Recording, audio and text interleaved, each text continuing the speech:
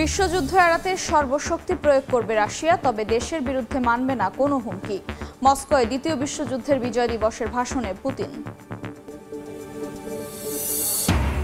এবং ভারতের লোকসভা নির্বাচনের 3 দফা ভোটের পর হিসাব নিকাশে ব্যস্ত রাজনৈতিক দলগুলো। সুবিধাজনক অবস্থানে নেই এনডিএ জোট, বলছেন বিশ্লেষকরা।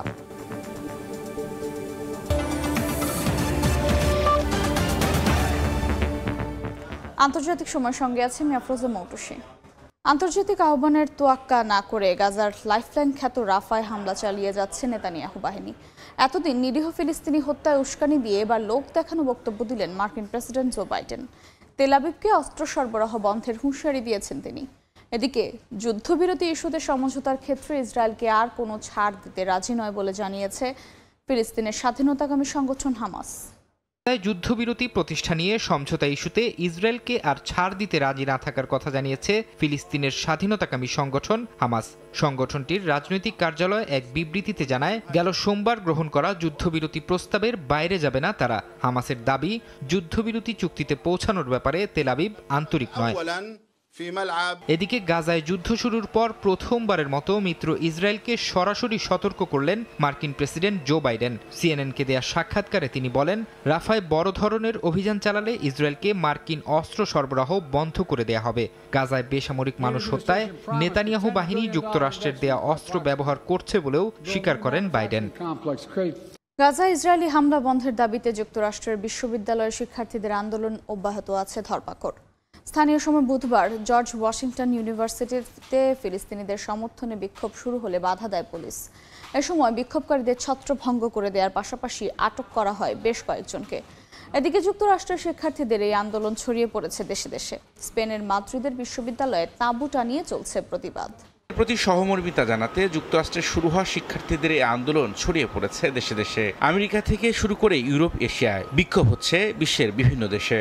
এদিন স্পেনের মাদ্রিদে বিভিন্ন বিশ্ববিদ্যালয়ে তাঁবুটা নিয়ে ইসরায়েল বিরোধী আন্দোলন শুরু করেছে শত শত শিক্ষার্থী। বিশ্ববিদ্যালয়ের সঙ্গে ইসরায়েলের সম্পর্ক ছিন্নের দাবি জানান আন্দোলনকারীরা। যুক্তরাষ্ট্রের শিক্ষার্থীদের আন্দোলন আমাদের জন্য বড় অনুপ্রেরণা। শেষ পর্যন্ত এটি ইউরোপেও ছড়িয়ে পড়ছে। তাদের এই আন্দোলন সব শিক্ষার্থীদের একত্রিত করেছে। এটা খুবই প্রয়োজন ছিল। এছাড়া নেদারল্যান্ডসের ইউনিভার্সিটি অব আমস্টারডামেও ইসরায়েল বিরোধী বিক্ষোভে ডাক দেয় শত শত শিক্ষার্থী। যুক্তরাষ্ট্রের আন্দোলনকারীদের ওপর পুলিশি হামলার নিন্দার পাশাপাশি গাজায় নিরীহ ফিলিস্তিনিদের ওপর দখলদার বাহিনীর নৃশংস হামলার তীব্র প্রতিবাদ জানান তারা। গির্জা হয়ে গেল মসজিদ।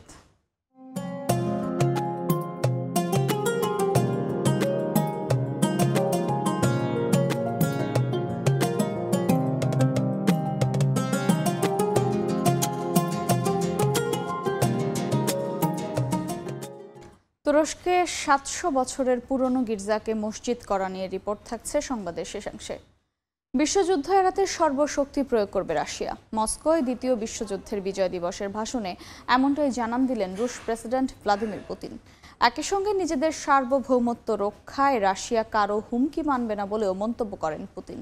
বৃহস্পতিবার স্থানীয় সময় সকাল 10টায় দেশটির রাজধানী মস্কো রেড স্কোয়ারে আয়োজিত হয় এ অনুষ্ঠান। এতে অংশগ্রহণ করেন দেশটির বিভিন্ন শাখার কয়েক হাজার সদস্য। কুচকাওয়াজে যোগ দেন রুশ প্রেসিডেন্ট ভ্লাদিমির পুতিন। সঙ্গে ছিলেন Kazakhstan, Laos, Tajikistan, Kyrgyzstan, Belarus, Turkmenistan এবং কিউবার প্রেসিডেন্টরা। প্রতিপক্ষকে চোখে আঙুল দিয়ে নিজেদের শক্তির জানান দেওয়া সহ শত্রুদের বিরুদ্ধে চরম হুঁশিয়ারির সুর ছিল পুতিনের গলায়। এদিন বিশ্বব্যাপী বড়সড় সংঘাতের ঝুঁকির জন্য পশ্চিমাদের সরাসরি দায়ী করেন রুশ প্রেসিডেন্ট। পাশাপাশি নিজেদের সার্বভৌমত্ব রক্ষায় কারো হুমকি মানা হবে না বলে সাফ জানান দেন পুতিন। বিশ্বযুদ্ধ এড়াতে সর্বশক্তি প্রয়োগ করবে রাশিয়া, তবে দেশের বিরুদ্ধে কোনো হুমকি মানা হবে না। আমাদের কৌশলগত বাহিনী সবসময় যুদ্ধের প্রস্তুতি নিয়ে থাকে। 1941 সালের 8 সেপ্টেম্বর থেকে 1944 সালের 27 জানুয়ারি পর্যন্ত পুরো লেনিনগ্রাদ অবরোধ করে রাখে জার্মান সেনারা।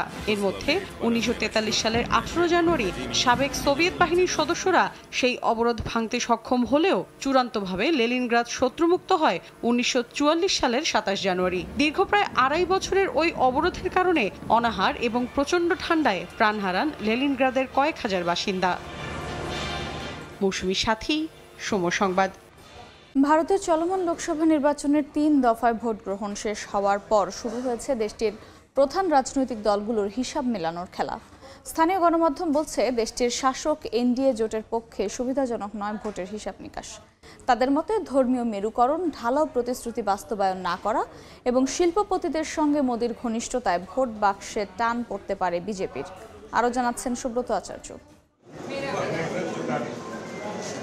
লোকসভা নির্বাচনের প্রথম 3 দফার ভোটে খুব সুবিধাজনক অবস্থানে নেই ভারতের প্রধানমন্ত্রী নরেন্দ্র মোদীর দল বিজেপি তথা এনডিএ জোট। এমনটাই মনে করছে দেশটির বেশিরভাগ গণমাধ্যম। প্রথম 2 দফায় 190 আসনের মধ্যে বিজেপির বিদায়ী পার্লামেন্ট সদস্যদের আসন ছিল 97টি, আর তৃতীয় দফার 93 আসনের মধ্যে সিংহভাগ আসনই বিজেপির জেতা আসন। 3 দফায় 283 আসনের মধ্যে আগের জেতা আসনগুলো ধরে রাখাই বড় চ্যালেঞ্জ বলে মনে করছে দেশটি গণমাধ্যমের একটি বড় অংশ। তাদের মতে প্রবল প্রতিষ্ঠান বিরোধী হাওয়া, হিন্দু মুসলিম ইস্যু তুলে ধর্মীয় বিভাজন ছাড়াও মোদী সরকারের সঙ্গে আদানি আম্বানিদের ঘনিষ্ঠতাকে সাধারণ ভোটাররা নেতিবাচক চোখে দেখছেন। সে কারণেই 3 দফায় গড় ভোট 62% ছাড়ায়নি। এছাড়াও দেশটির সংখ্যালঘু অধ্যুষিত রাজ্যগুলোতে রেকর্ড সংখ্যক ভোট পড়েছে। আসামের ধুবড়ীতে ভোট পড়েছে 85%। গোটা আসামের যেখানে 35% মুসলিম ভোট, সেখানে 75% ভোট পড়াকে অত্যন্ত তাৎপর্যপূর্ণ বলে মনে করছেন অনেকেই। তেমনি মুর্শিদাবাদ, জঙ্গিপুর, উত্তর ও দক্ষিণ মালদা মিলিয়ে পশ্চিমবঙ্গেও ভোট পড়েছে 75%-এর বেশি। প্রত্যেকটি লোকসভাতেই সংখ্যালঘুরা ভোটের ফলাফল নির্ধারণ করেন। একইভাবে দ্বিতীয় দফার ভোটে কেরালায় মুসলিম খ্রিস্টান সম্প্রদায় মিলে 45% ভোটার। ভোট পড়েছে সেখানে 72%। অনেকেই বলছেন রাম মন্দির ইস্যুতে বিজেপি যেমন গুরুত্ব দিয়েছিল, সেভাবে দেশের নিত্য প্রয়োজনীয় পণ্যের দাম নিয়ন্ত্রণ, বিভিন্ন রাজ্যে সামগ্রিক উন্নয়ন এবং বেকারত্ব দূর করতে টানা 10 বছরে ইতিবাচক সাফল্য নেই মোদী সরকারের। এছাড়াও কেন্দ্রীয় এজেন্সি সিবিআই, ইডি দিয়ে বিরোধী দলের নেতা নেত্রীদের গ্রেপ্তার ইস্যুটিও অনেকে নিয়েছেন প্রতিহিংসামূলক আচরণ হিসেবেও। প্রথম 3 দফায় বিজেপি থেকে কিছুটা হলেও 2019 সালের চেয়ে এককভাবে সুবিধাজনক অবস্থানে কংগ্রেস থাকবে বলেই মনে করা হচ্ছে। সমীক্ষা বলছে বিজেপির আসন কমলেও তৃতীয়বারের মতো ক্ষমতায় বসতে যাচ্ছেন নরেন্দ্র মোদী। সুব্রত আচার্য, সময় সংবাদ, ভারত। যুক্তরাষ্ট্র ও পশ্চিমাদের মাথা ব্যথার কারণ হয়ে দাঁড়িয়েছে ইরান ও উত্তর কোরিয়া। চলমান ভূ রাজনৈতিক পরিস্থিতিতে দুই দেশই যুক্তরাষ্ট্র বিরোধী নীতি নিয়ে চলছে। বিশ্লেষকরা বলছেন পশ্চিমাদের বিরুদ্ধে একজোট হচ্ছে তেহরান, পিয়ংইয়ং। মার্কিন প্রশাসনের আশঙ্কা নিজেদের মধ্যে পরমাণু ও ড্রোন বিষয়ক তথ্য বিনিময় করতে পারে ইরান ও উত্তর কোরিয়া। বিশ্ব রাজনীতিতে নিজেকে প্রাসঙ্গিক করে তুলতে রাশিয়া ও চীনের বাইরে ইরানকে মিত্র হিসেবেই বেছে নিয়েছেন কিম জং উন। জার্মান সংবাদ মাধ্যম ডয়েচে ভেলের এক প্রতিবেদনে বলা হয়, বিশ্ব রাজনীতিতে নিজেকে প্রাসঙ্গিক করে তুলতে রাশিয়া ও চীনের বাইরে নতুন মিত্র খুঁজছে উত্তর কোরিয়া। ফলে প্রবল মার্কিন বিরোধী দেশ ইরানের ওপর আস্থা রাখতে চাইছেন কিম জং উন। এমনটা হলে নিজেদের মধ্যে পরমাণু ও ড্রোন বিষয়ক তথ্য বিনিময় করতে পারে দুই দেশ, কারণ যুদ্ধক্ষেত্রে ড্রোনকে আরও কার্যকর অস্ত্র হিসেবে গড়ে তুলতে চায় তেহরান, পিয়ংইয়ং। বিশ্লেষকরা বলছেন উত্তর কোরিয়া বর্তমানে সেসব দেশকে গুরুত্ব দিচ্ছে যারা সামরিক ও আর্থিক দিক দিয়ে তাদের সাহায্য করতে পারে। অতীতে উত্তর কোরিয়া ইরানকে পরমাণু প্রযুক্তি দিয়েছে। অনেকের মতে এখন উত্তর কোরিয়া নিজেরা যেসব অস্ত্র তৈরি করেছে তা ইরানকে দিতে পারে। পাশাপাশি ভবিষ্যতে ইসরায়েল ও যুক্তরাষ্ট্রের সঙ্গে বিরোধিতা ইস্যুতে উত্তর কোরিয়ার সমর্থন পাওয়ার বিষয়টিও বিবেচনা করছে রাইসি প্রশাসন। ইরানের সঙ্গে জোট বাঁধার ব্যবসায়িক স্বার্থও রয়েছে উত্তর কোরিয়ার। দুই দেশের ওপরই পশ্চিমা নিষেধাজ্ঞা থাকায় তেহরানের কাছে অস্ত্র ও সামরিক প্রযুক্তি বিক্রিকে লাভজনক মনে করছে পিয়ংইয়ং। ফলে দুই দেশের মধ্যে জোটবদ্ধ হওয়ার বিষয়টি এখন সময়ের ব্যাপার বলে মনে করছেন অনেকে। ফারহাদ চৌধুরী, সময় সংবাদ। আন্তর্জাতিক সময় আরও থাকছে। ইতিহাসের সবচেয়ে উষ্ণতম এপ্রিল মাসের সাক্ষী হলো বিশ্ব। পরিবেশ বিরোধী কর্মকাণ্ডের প্রভাব বলছে ইইউ। ব্রাজিলে বন্যায় মৃতের সংখ্যা 100 ছাড়ালো। ভয়াবহ বন্যা পরিস্থিতির আরও অবনতি হয়েছে। চলমান বন্যায় মৃতের সংখ্যা বেড়ে 95 জনে দাঁড়িয়েছে। নিখোঁজ রয়েছেন প্রায় 150 বাসিন্দা। রাস্তাঘাট, বাড়িঘর, সেতুগুলোর পাশাপাশি ক্ষতিগ্রস্ত হয়েছে বহু গুরুত্বপূর্ণ স্থাপনা। পানিবন্দী হয়ে পড়েছেন প্রায় 1.5 লাখ বাসিন্দা। বিপদসীমার ওপর দিয়ে প্রবাহিত হচ্ছে নদ নদীর পানি। দেখা দিয়েছে সুপেয় পানির সংকট। এদিকে অনেকটাই উন্নতি হয়েছে যুক্তরাষ্ট্রের টেক্সাসের বন্যা পরিস্থিতির। স্মরণকালের ভয়াবহ বন্যার মুখে লাতিন আমেরিকার দেশ ব্রাজিল। মৃতের সংখ্যা বাড়ার সঙ্গে সঙ্গে পানিবন্দীও হয়ে পড়েছেন লাখ লাখ বাসিন্দা। সবথেকে বেশি দুর্ভোগে আছেন দেশটির দক্ষিণাঞ্চলীয় প্রদেশ রিও গ্রান্দে দো সুলের বাসিন্দারা। রাস্তাঘাট, ঘরবাড়ি থেকে শুরু করে প্লাবনের কালো হাত থেকে রক্ষা পায়নি বাসস্ট্যান্ড, এমনকি বিমানবন্দরের রানওয়েও। প্রায় 15 লাখ বাসিন্দার শহর রিও গ্রান্দে দো সুলের রাজধানী পোর্তো আলেগ্রের পুরোটাই বিচ্ছিন্ন হয়ে পড়েছে। শহরটির 6টি পানি নিষ্কাশন কেন্দ্রের 5টি বিকল হয়ে পড়েছে। অভাব দেখা দিয়েছে সুপেয় পানির। উদ্ধারকর্মীদের পাশাপাশি খাবার ও পানীয় সহযোগিতা নিয়ে বন্যার্তদের সাহায্যে নেমেছেন শহরটির মেয়র। বন্যার ভয়াবহতা থেকে বাঁচতে যে যেভাবে পারছেন নিজেদের রক্ষার চেষ্টা করছেন। এরই মধ্যে দেখা গেছে কয়েকটি পরিবার গত কয়েকদিন ধরে পথচারী পারাপার সেতুতে মানবেতর জীবনযাপন করছেন। বন্যার পানির হাত থেকে রক্ষা পাচ্ছে না কুকুর কিংবা ঘোড়ার মতো পশু প্রাণীরাও। একে তো ভয়াবহ বন্যায় নদীর পানি বিপদসীমার উপর প্রবাহিত হচ্ছে, তার উপর মরার ঘা হয়ে উঠেছে চোরচক্র। বিপর্যয়ের মধ্যে মানুষের ঘরবাড়ি, এমনকি উদ্ধার কর্মীদের শেষ সম্বল নৌকাও চুরি করছেন তারা। শোচনীয় অবস্থায় এমন ঘৃণ্য কর্মকাণ্ডের জন্য নিন্দা জানিয়েছেন দেশটির প্রেসিডেন্টের মুখপাত্র। বর্তমানে বৃষ্টিপাতের পরিমাণ কম থাকলেও চলতি সপ্তাহের শেষের দিকে আবারও বাড়তে পারে বৃষ্টি, এমনটাই জানিয়েছে ব্রাজিলের আবহাওয়া বিভাগ। এতে আগামী দিনগুলোতে বন্যা পরিস্থিতির আরও অবনতির আশঙ্কা করা হচ্ছে।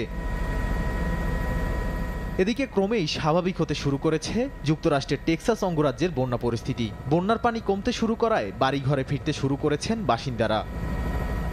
নাদিম মারজান, সময় সংবাদ। দেখছেন আন্তর্জাতিক সময়। ইতিহাসের সবচেয়ে উষ্ণতম এপ্রিল মাসের সাক্ষী হলো বিশ্ব, এমনটাই জানিয়েছে ইউরোপীয় ইউনিয়নের জলবায়ু বিষয়ক সংস্থা কোপারনিকাস ক্লাইমেট চেঞ্জ সার্ভিস। প্রতিবেদনে বলা হয় 2024 সালের এপ্রিল মাসটি আগের সব এপ্রিল মাসের রেকর্ড ভেঙে দিয়েছে। মানুষের পরিবেশ বিরোধী কর্মকাণ্ডের কারণে উত্তপ্ত হয়ে উঠেছে বায়ুমণ্ডল। জলবায়ু পরিবর্তনের নেতিবাচক প্রভাবের কারণে তীব্র দাবদাহ ও খরায় বেসামাল বিশ্বের বিভিন্ন দেশ। এপ্রিলের শুরু থেকেই বিভিন্ন দেশে দেখা দেয় প্রচণ্ড দাবদাহ। চলতি বছর ইতিহাসের সবচেয়ে উষ্ণতম এপ্রিল মাসের সাক্ষী হলো পুরো বিশ্ব। এ বিষয়ে একটি প্রতিবেদন প্রকাশ করে ইউরোপীয় ইউনিয়নের জলবায়ু বিষয়ক সংস্থা কোপারনিকাস ক্লাইমেট চেঞ্জ সার্ভিস। প্রতিবেদনে বলা হয় 2024 সালের এপ্রিল মাসটি আগের সব এপ্রিল মাসের রেকর্ড ভেঙে দিয়েছে। আবহাওয়ার বিশেষ অবস্থা এল নিনো দুর্বল হয়ে পড়ার পরও এপ্রিলে এমন অস্বাভাবিক গরম অনুভব করেন বিশ্বের বেশিরভাগ মানুষ। সংস্থাটি জানায়, মানুষের নেতিবাচক কর্মকাণ্ডের কারণে বিশ্বের জলবায়ু এতটা উষ্ণ হয়ে পড়েছে।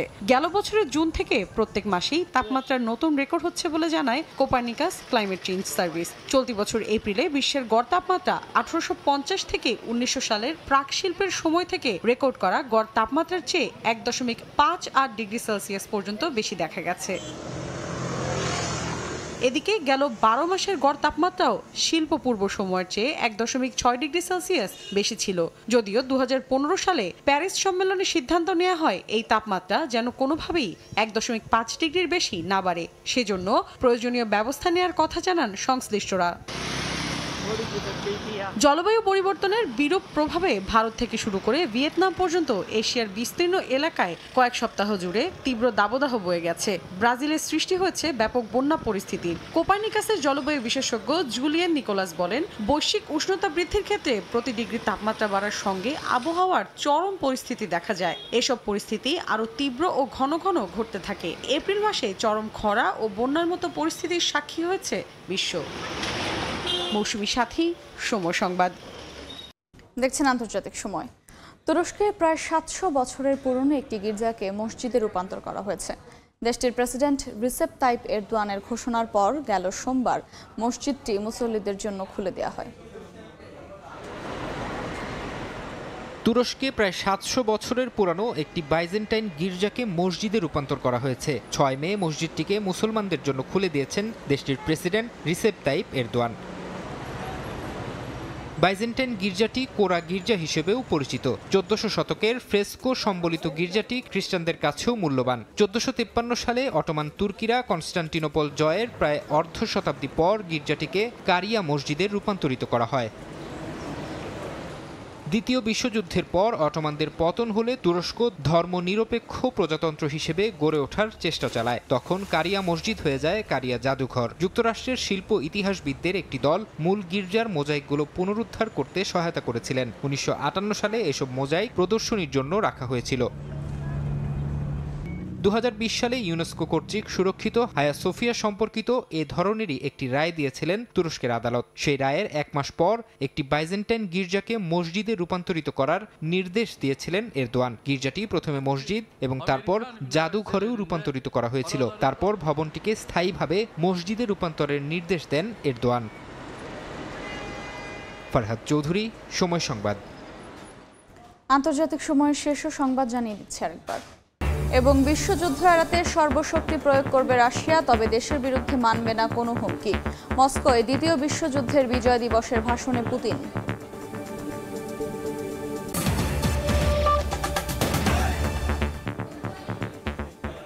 এই ছিল আন্তর্জাতিক সময়। এরপর সময় সংবাদ নিয়ে ফিরছি কিছুক্ষণ পর, সঙ্গেই থাকুন সময়ের।